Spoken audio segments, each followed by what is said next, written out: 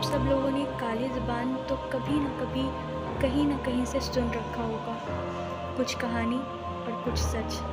अक्सर कभी किसी के बोलने से कुछ अशुभ हो जाता है तो उस इंसान को काली ज़ुबान वाला इंसान कहते हैं। उससे लोग बहुत नफ़रत से देखते हैं। आज की ये कहानी इसी एक सच्ची घटना पर बेस्ड है। राजस्थान के भीलवाड़ा ज़िले के एक गांव में लता नाम की एक औरत रहती थी। लता की शादी तो उसके घर वालों ने बचपन में ही कर दी थी और उसके 3 बच्चे थे और हंसता खेलता परिवार भी था।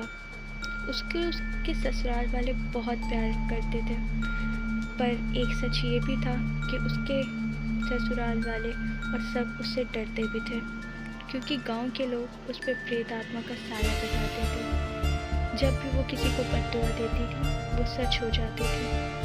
गांव वाले उससे अक्सर दूर ही रहते थे। काफ़ी लोगों ने उसे अकेले हंसते, बात करते और रोते गाते देखा। किसी किसी को वो पागल लगती और किसी किसी को वो डायन लगती। वो जो बोलती अशुभ बात वो सच हो जाती थी। लता के मायके में उसके पड़ोसी बताते थे बचपन में लता को एक कुत्ते ने काट लिया था, तो लता ने अचानक मुंह से उस कुत्ते के लिए बद्दुआ निकाली थी। इस कुत्ते को मौत क्यों नहीं आ जाती? अगले दिन वही हुआ था। कुत्ता गली में बाहर मरा पड़ा था। तब से गांव वालों में दहशत फैल गई। दूसरी घटना तो इतनी भयानक थी कि लोग लता को डायन कहने लगे थे। बचपन में एक बार लता का तवा से हाथ जल गया था। हाथ जलने से वो जोर जोर से चीखने चिल्लाई और रोने लगी। उस दिन उसके सब घर वाले कहीं बाहर गए थे और घर पर सिर्फ उसकी बड़ी बहन थी। उसके चिल्लाने की आवाज़ सुनकर दौड़कर वो अंदर आई।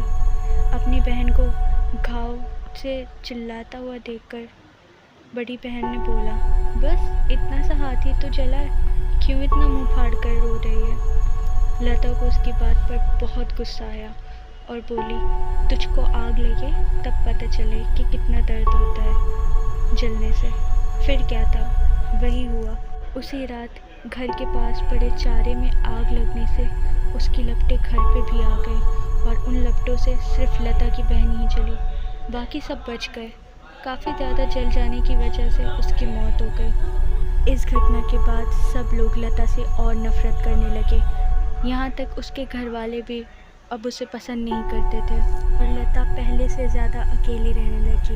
अपने आप में बड़बड़ाती रहती, पता नहीं किसको कोसती रहती, और ये सिलसिला अभी भी ख़त्म नहीं हुआ था। अब सब लोग लता को चुड़ैल कहने लगे थे, क्योंकि उसकी बद्दुआओं से ऐसी कई घटनाएं घटती रहीं। लता के परिवार ने काफ़ी कुछ सहा, लेकिन आखिर बेटी को कैसे बाहर निकाल सकते थे, इसलिए चुप रहे। बचपन में ही 10 साल की उम्र में उसकी शादी करवा दी ताकि उनके सर से ये बोझ चला जाए।